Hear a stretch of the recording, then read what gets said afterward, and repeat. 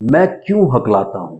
ये एक ऐसा सवाल है जो उन सब के मन में आता है, चाहे वो बच्चे हैं, बड़े हैं, बूढ़े हैं, जिनको स्टैमरिंग की प्रॉब्लम कई सालों से है या अभी हाल ही में शुरू हुई है।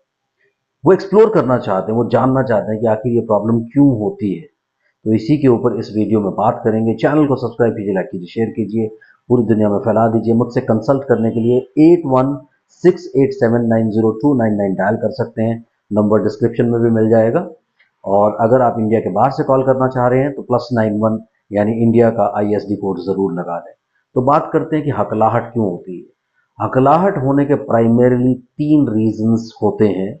सबसे पहला रीजन होता है प्री बर्थ, यानी बर्थ से पहले की जो बातें होती हैं। उसके बाद होता है ड्यूरिंग बर्थ, उसके बाद होता है आफ्टर बर्थ। तो कई सारी चीजें हिस्ट्री में कंसिडर की जाती हैं, पूछी जाती हैं। प्री बर्थ में जो सबसे बड़ा रीजन होता है वो ये होता है कि अगर मैटरनल कोई प्रॉब्लम यानी मदर के साथ कुछ प्रॉब्लम हो। स्पेशली मैं एक चीज पे जरूर स्ट्रेस करूंगा कि अगर मदर हैप्पी नहीं रहती हो, यानी उसके साथ साइकोलॉजिकल इश्यूज रहे हों, स्ट्रेस, एंजाइटी, डिप्रेशन, इस तरह की प्रॉब्लम्स रही हों, तो एक टेंडेंसी बहुत स्ट्रांग होती है कि जो बच्चे पैदा होते हैं उनके अंदर कोई स्पीच या बिहेवियरल प्रॉब्लम हो सकता है। जरूरी नहीं स्टैमरिंग ही हो, स्टैमरिंग एक पार्ट जरूर हो सकता है, यानी हकलाहट एक पार्ट हो सकता है। उसके बाद आता है ड्यूरिंग बर्थ। अगर बर्थ के टाइम पे बच्चा प्रॉपरली पैदा नहीं हो रहा, यानी जैसे ये देखने में आया है, जो मैंने अपनी पर्सनल प्रैक्टिस से सीखा है, हालांकि आजकल ये ट्रेंड बन चुका है कि ऑप्टेड सिजेरियन होते हैं, यानी सिजेरियन डिलीवरी ज़्यादा ऑप्ट की जाती है बजाय कि नॉर्मल डिलीवरीज के। तो ऑप्टेड सिजेरियन जो होते हैं उसमें क्या होता है कि हर 10 में से एक बच्चे में कोई भी स्पीच प्रॉब्लम्स हो सकती हैं। यानी वो स्टैमरिंग भी हो सकती है, तुतलाना भी हो सकता है, उसके साथ डिले स्पीच भी यानी डिलेड स्पीच भी हो सकता है। तो ये कई तरह के प्रॉब्लम्स आ सकते हैं। उसके बाद आता है आफ्टर बर्थ। आफ्टर बर्थ में दो तरह की हिस्ट्री इंपॉर्टेंट होती है, एक मेडिकल हिस्ट्री और दूसरी साइकोलॉजिकल हिस्ट्री। मेडिकल हिस्ट्री में क्या आता है कि बच्चे को एकदम से बच्चा ठीक डेवलप कर रहा था, सडनली उसे pneumonia, typhoid, jaundice, chicken pox या इस तरह की कोई वायरल इन्फेक्शन, कोई बीमारी हो गई है। और साइकोलॉजिकल रीजन में क्या आता है कि उसके पेरेंट्स में अक्सर कुछ प्रॉब्लम्स चलती थी, लड़ाई झगड़ा फैमिली में होता रहता है, किसी न तो किसी तरह की उसके सामने चिल्लम चिल्ली होती रहती है, परेशानियां होती रहती हैं, स्ट्रेस बनी रहती है, नेगेटिव माहौल जनरेटेड रहता है। उसके अलावा एक बड़ा साइकोलॉजिकल रीजन क्या बनता है कि जैसे मैंने बोला ना कि स्टार्ट हुआ किसी डिजीज से। अगर कोई डिजीज होता है जैसे निमोनिया, टाइफॉइड, जॉन्डिस, मेनिंजाइटिस, ऐसी कोई प्रॉब्लम हो गई, कई बार सीजर डिसऑर्डर होता है, बच्चे को फिट्स पड़ते हैं या दौरा आ गया, उसके बाद भी सडनली आपका बॉडी किसी भी बीमारी के बाद जरा सा वीक रहेगा।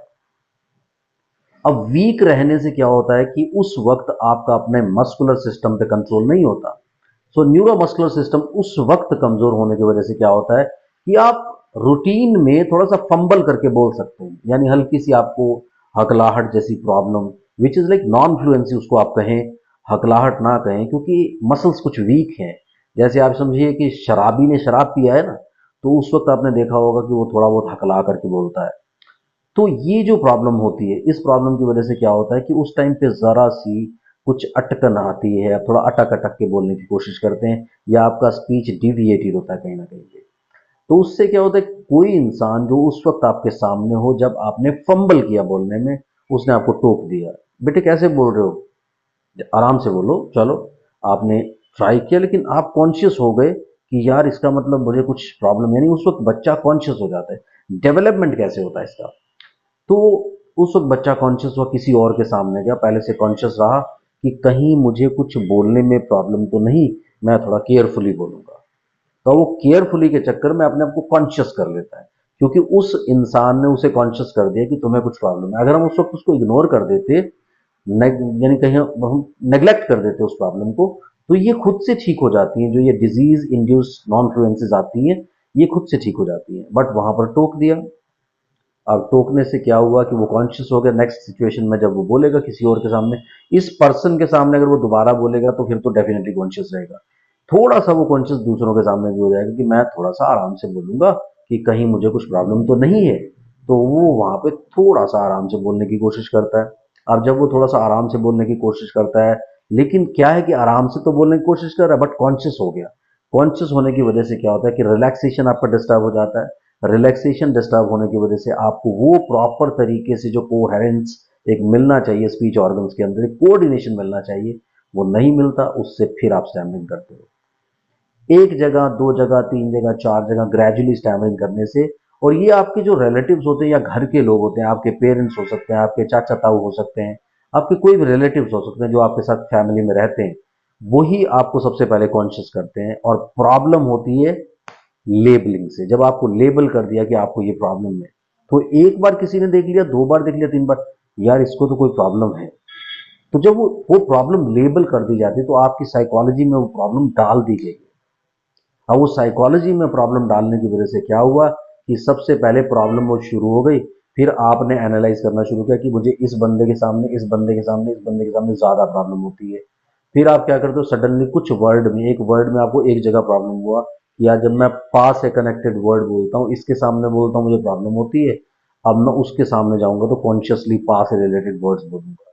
फिर आप क्या करते हो, खुद से ही इसका एक अपना एक कॉन्शियस एफर्ट करना शुरू कर देते हो नेगेटिविटी के लिए। एक होता है ना पॉजिटिविटी के लिए आप एफर्ट करते हैं उससे बाहर निकलने के लिए, एक होता है आप नेगेटिविटी के लिए एफर्ट करना शुरू कर देते हो। तो वहां आप कॉन्शियस होकर के क्या करते हो, वर्ड्स डिफाइन करते हो। पहले आपने क्या किया, पीपल डिफाइन कर लिए कि इन इन लोगों के सामने मुझे ज्यादा प्रॉब्लम होती है। फिर आपने वर्ड्स डिफाइन करना शुरू कर दिया, मुझे पा बोलने में ज्यादा दिक्कत होती है, पा से कनेक्टेड जो वर्ड्स होते हैं, जैसे पछतावा बोल दो, प, प, प, प, प, वो हो जाता है। मुझे पापा का नाम लेने में प्रॉब्लम होती है, मुझे ये वाला वर्ड बोलने में प्रॉब्लम होती है, वो वाला। तो आप यहाँ फीड करना शुरू करिए, यानी खुद ही आप अपनी फाइल तैयार कर रहे हो। अगर उस टाइम पे आप इसे इग्नोर कर देते और आगे बढ़ते तो प्रॉब्लम्स नहीं आती।